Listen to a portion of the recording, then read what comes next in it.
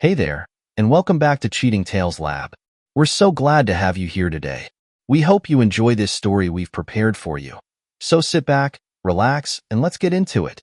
Marcus Steele's knuckles whitened on the steering wheel as he navigated through the rush hour traffic. The past week had been a grueling marathon of stress tests, computer simulations, and endless revisions. But it was worth it. His revolutionary earthquake-resistant building design was going to change the face of structural engineering. As he turned onto his street, a smirk played at the corner of his mouth. He was home early, ready to surprise Veronica. Maybe she'd actually be impressed this time. Instead of making some snide comment about how he was married to his work, the house loomed before him, silent and still. No lights on. Strange. Veronica's yoga class should have ended an hour ago. Marcus entered, the silence hitting him like a physical force. "Veronica," he called out. No answer.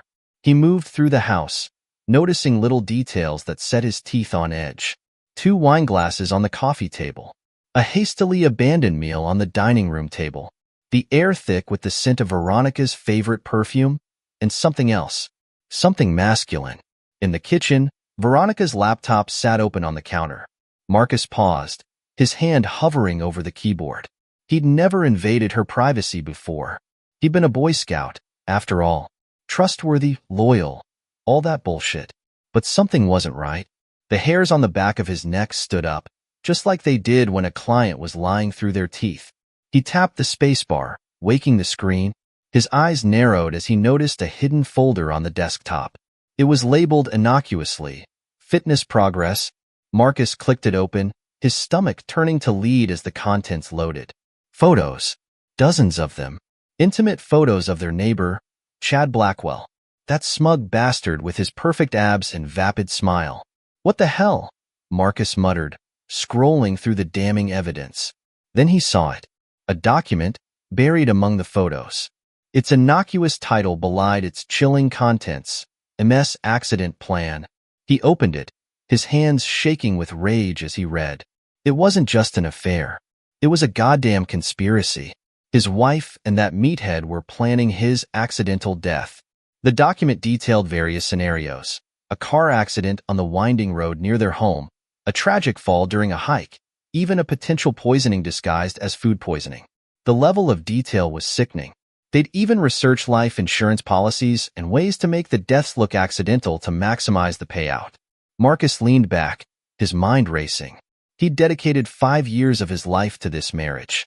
5 years of hard work, compromise, and what he thought was love. And this was how she repaid him? He heard the front door open, Veronica's laughter floating through the house. Quickly, he closed the laptop and moved to the living room, schooling his features into a mask of exhaustion. "Oh." Veronica startled as she saw him. "You're home early." Marcus nodded, watching her closely. The slight widening of her eyes. The way she subtly checked her appearance in the hallway mirror. "Yeah, wrapped up the project ahead of schedule." "That's great," Veronica said, her smile not quite reaching her eyes. "You must be exhausted. Why don't you go relax while I whip up some dinner?" Marcus forced a tired smile. "Sounds perfect. I'm going to grab a shower first." As he climbed the stairs, his mind was already formulating a plan. Veronica and Chad thought they were so clever. Well, they were about to learn just how badly they'd underestimated Marcus Steele. In the shower, Marcus let the hot water cascade over him, washing away the shock and leaving only cold, calculated anger. He replayed every moment of his marriage, searching for signs he might have missed. How long had this been going on? How many times had she lied to his face? When he came back downstairs, Veronica was in the kitchen, chopping vegetables with practiced ease. She looked up as he entered, her smile a perfect mask of affection. "Feeling better, honey?" she asked, her voice syrupy sweet. Marcus nodded, settling into a chair at the kitchen island. "Much. The hot water did wonders for my neck. You know how I get when I'm hunched over blueprints all day." Veronica sked sympathetically. "Poor baby. Maybe you should book a massage. I could recommend someone." "Let me guess," Marcus interrupted, his tone carefully neutral. "Chad knows a guy." Veronica's knife paused mid-chop. "Well, yes, actually. How did you know? Marcus shrugged, watching her face carefully. Just a guess. Chad seems to know everyone in the fitness world. He does have a lot of connections, Veronica agreed, resuming her chopping. It's good for his business. I'm sure it is, Marcus murmured, his mind racing. How many of those connections were actually lovers? How many other husbands had Chad cuckolded? As they ate dinner, Marcus played his part perfectly. He complained about work stress, praised Veronica's cooking, and even managed to laugh at her jokes. All the while, he was cataloging every micro-expression, every slight hesitation in her responses. So, he said casually as they cleared the table, "Any plans for the weekend?" Veronica shrugged, not meeting his eyes. "Oh, you know, the usual. Yoga, maybe some shopping. Nothing exciting." Marcus nodded, filing away the lie. "Sounds nice. I might have to go into the office for a bit. This new project is really demanding." "Of course it is," Veronica muttered, a hint of bitterness in her tone. Marcus pretended not to hear, but inwardly his anger flared. How dare she act put upon when she was the one betraying their vows? As they settled in for a night of mindless TV, Marcus's mind was working overtime. He had a lot to do, and not much time to do it. But one thing was certain. Veronica and Chad were going to regret the day they decided to cross Marcus Steele. The next day dawned bright and clear, a mockery of the storm brewing in Marcus's heart. He maintained a facade of normalcy, kissing Veronica goodbye as she left for work. Then he settled in to observe Chad, the 40-year-old personal trainer who lived next door. It didn't take long for Chad's true colors to show. As Marcus pretended to work on his laptop on the front porch, he watched Chad berate a young delivery person who'd brought him a package. "Are you freaking stupid?" Chad's voice carried across the lawn. "I said leave it by the garage, not the front door. What if it had rained?" The delivery person, a teenager by the looks of it, mumbled an apology and quickly moved the package. Chad watched with a sneer, his muscled arms crossed over his chest. "Yeah, that's right. Run along, you useless waste of space," Chad muttered, just loud enough for Marcus to hear. Marcus's grip tightened on his coffee mug. What the hell did Veronica see in this asshole? As the day progressed, Marcus found more reasons to despise Chad. He watched as the trainer yelled at a group of children playing too close to his precious sports car, threatening to call their parents if they so much as breathed on it. Later that afternoon, the neighborhood gathered for an impromptu barbecue. Marcus stood by the grill, expertly flipping burgers while keeping an eye on Chad and Veronica. Chad swaggered over, a beer in hand. "Hey there, desk jockey. Surprised to see you out in the daylight. Thought you'd burst into flames or something." Marcus forced a chuckle. "Just because I don't spend all day flexing in a mirror doesn't mean I'm a vampire, Chad." Chad's eyes narrowed slightly. "Right. Well, better be careful with all those burgers. Don't want to ruin that dad bod you've been working on." Before Marcus could retort, Veronica appeared at Chad's side. Now, boys. Play nice." She laughed, the sound grating on Marcus's nerves. "Just some friendly neighborhood ribbing," Chad said, his arms snaking around Veronica's waist. Marcus watched as his wife leaned into the touch, her eyes sparkling with admiration. As the evening wore on, Marcus found himself eavesdropping on Chad's conversations. The man was insufferable, boasting about how he manipulated clients into buying expensive supplements and booking extra sessions. "It's all about making them feel insecure," Chad was saying to another neighbor. "Once they think they're not good enough, they'll do anything to improve. That's where I come in." "Isn't that a bit unethical?" the neighbor asked hesitantly. Chad laughed, a harsh, grating sound. "Ethics don't pay the bills, my friend. Besides, I'm doing them a favor. They want to look good. I help them look good. Everyone wins."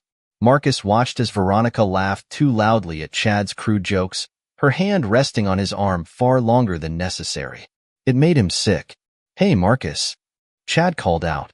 "Why don't you tell everyone about that fancy building you're working on? I'm sure we'd all love to hear about. What was it again? Earthquake-proof houses?" Marcus gritted his teeth. "It's a revolutionary earthquake-resistant design for high-rise buildings. Actually, it could save thousands of lives in seismically active areas." Chad yawned theatrically. Sounds thrilling. Almost as exciting as watching paint dry. The group laughed, and Marcus saw Veronica roll her eyes. "Oh, Chad," she giggled, playfully swatting his arm. "Don't be mean. Marcus works very hard." "I'm sure he does," Chad smirked, his eyes roving over Veronica's figure. "But all work and no play makes Marcus a dull boy, doesn't it?" As the party wound down, Marcus noticed something that made his blood boil. Chad and Veronica, thinking no one was watching, exchanged a secret hand signal. A small gesture, easily missed if you weren't looking for it. But Marcus was looking, and he saw everything. He watched as Chad's fingers brushed against Veronica's wrist, tapping out a pattern. Veronica responded with a subtle nod, her eyes darting quickly to Marcus before returning to Chad. In that moment, Marcus knew. This wasn't just a fling. This was a full-blown conspiracy, right under his nose. And he'd been too blind, too trusting to see it. That night, as Veronica slept soundly beside him, Marcus sat in his home office, the soft glow of his computer screen illuminating his determined face. His fingers flew over the keyboard as he created a secure, encrypted document detailing his discoveries and plans. He paused, rubbing his eyes. The betrayal still stung, but he pushed the pain aside. There would be time for that later. Right now, he needed to focus. Marcus pulled up a search engine, looking for private investigators in the area. He needed someone discreet, someone with a stellar reputation. After an hour of research, he found his guy. Ex-military, top reviews, known for his discretion. Perfect. He drafted a quick email. "Mr. Hawkins, I find myself in need of your services. Discretion is paramount. Please contact me at your earliest convenience to discuss the details. Regards, Marcus Steele." Next, he drafted an email to his company's legal team. He needed to protect his new design, ensure that Veronica couldn't get her hands on it in case things went south. He hesitated for a moment before hitting send. There was no going back now. "Legal team, I've completed the preliminary designs for the earthquake-resistant structure. Given the sensitive nature of this innovation, I believe we need to take extra precautions to protect our intellectual property. Can we schedule a meeting to discuss patent applications and potential non-disclosure agreements for all involved parties?" Best. Marcus Steele.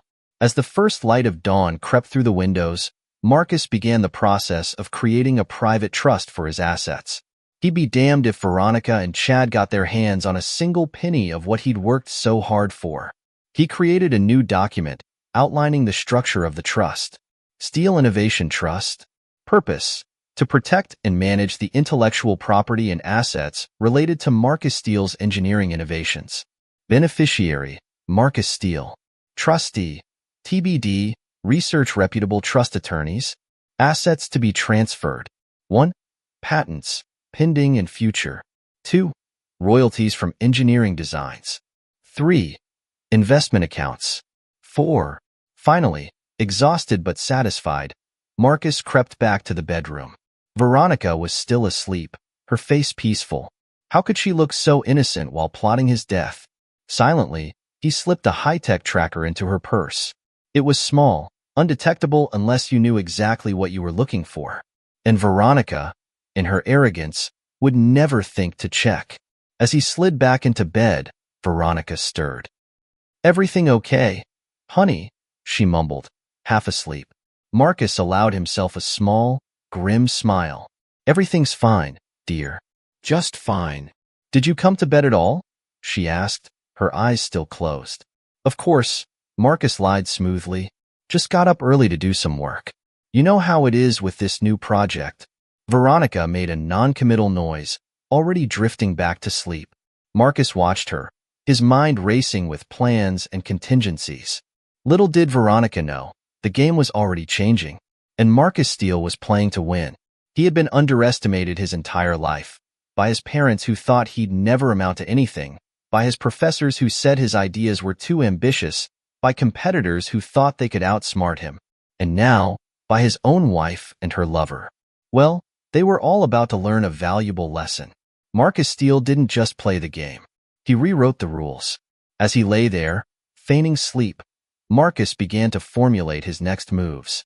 He'd need evidence, irrefutable proof of their affair, and their murderous intentions. He'd need to secure his finances, his work, his future.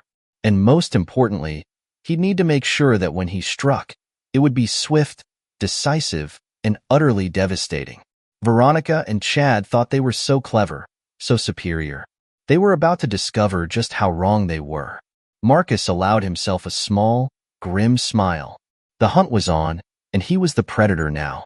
Marcus Steele stood in the kitchen, his face a mask of practiced concern as he broke the news to Veronica. "Honey, I'm sorry, but I have to go on a business trip. It's last minute, but crucial for the project." Veronica's eyes widened, a flicker of excitement quickly suppressed. "Oh, how long will you be gone?" "A week, maybe 2, Marcus replied, watching her closely.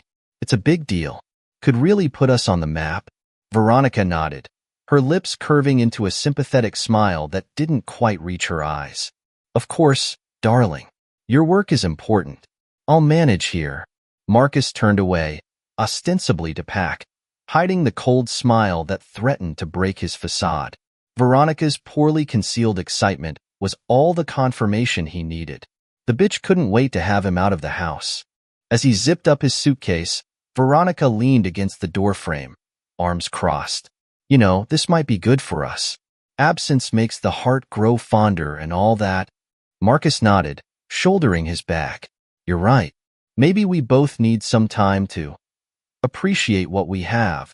He kissed her cheek, the gesture as hollow as their vows, and headed out the door. In the rearview mirror, he watched Veronica wave goodbye, her other hand already reaching for her phone, probably texting Chad.